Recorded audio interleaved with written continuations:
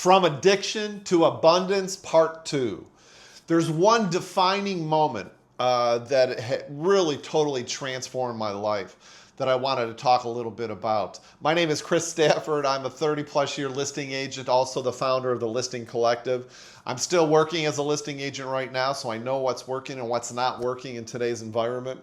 And as I recall, in part 1, I talked to you about how, my teenage years were so messed up. I was so addicted to drugs and alcohol, and I saw the light. I became a CPA with PricewaterhouseCoopers, and then went into real estate. And so I was just killing myself with real estate.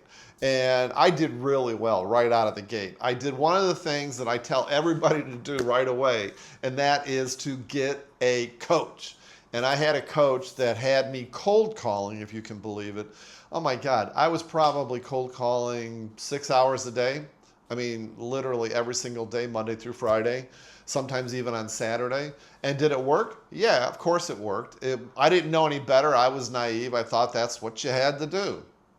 And so I think I got my first listing within 30 days-ish, something like that.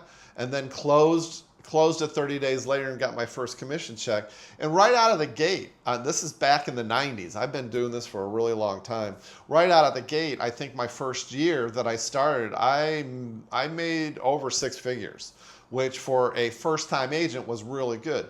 But I was burning the candle at both ends, man. I was working my tail off. My mother used to laugh at me. She says, "You'll list anything that doesn't move." And it was true. I would list anything. I would work with any buyer that came to me. And those were sort of like the cowboy rodeo days of real estate in San Francisco. I had a crazy mentor who I loved to death, who has since passed away. I worked for a small niche office in one area of San Francisco in the Castro. And it was a lot of fun. It was very niche-y. It was very friendly, but it was very competitive and, a bunch of crazy personalities and all that kind of good stuff. But they always say, don't worry about, don't worry about things, because 95% of the time it's not going to happen. What you need to worry about, if you're going to worry at all, is those random phone calls on a Tuesday afternoon. And that's what happened to me. I think I was in real estate maybe for about, I don't even know, like for about 5 years, 10 years. And my partner, who I'm still with, this is probably 15 years ago. My partner went to the hospital and passed out, and come to find out, I got a phone call that, yes, he had brain cancer. And it was just a crazy, crazy year. All I can remember is I literally went from 100 miles an hour to dealing with the fact that they were in the hospital for over a year, unconscious. They had kidney failure as well. The brain cancer was pretty aggressive, and it just totally tripped me out, totally freaked me out. Like I said, it's those random phone calls you get on a random Tuesday afternoon that really you never expected. And it was really disheartening. I literally spent every single night in the hospital.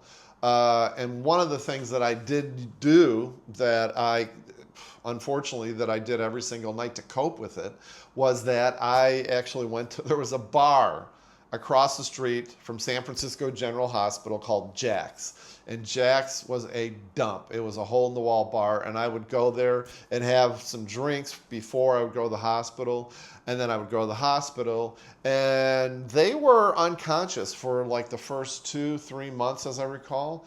And one of the things, so I was a wreck. Physically, mentally, I was just absolutely a wreck.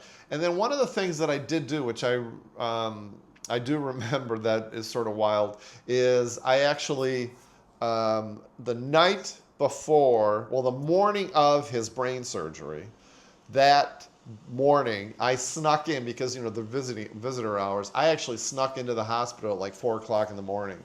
And they were unconscious, and I basically just sort of laid on the floor and just held their hand. And I was so scared, and it was just, it was just a crazy time. It was a year-long time that was a total blur to me. Absolute total blur.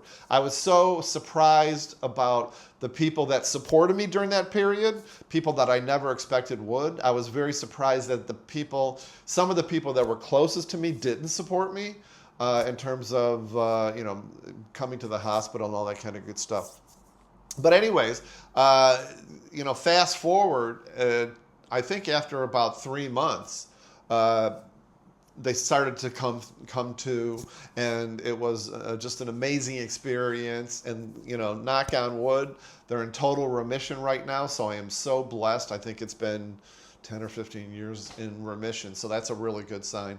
But the thing that blows my mind is I came out of that year-long period knowing that I had to really embody the principles of my book. That is when I wrote my book, Massive Abundance: How to Keep Passion, Purpose, and Prosperity in Your Life. And I knew then, that was one of the epiphanies I had, if you will, that I wanted to serve others in some way, shape, or form, just like serving my accounting clients, serving my real estate clients, and I wanted to coach real estate agents. And this happened about 10 or 15, it had to have been over 15 years ago.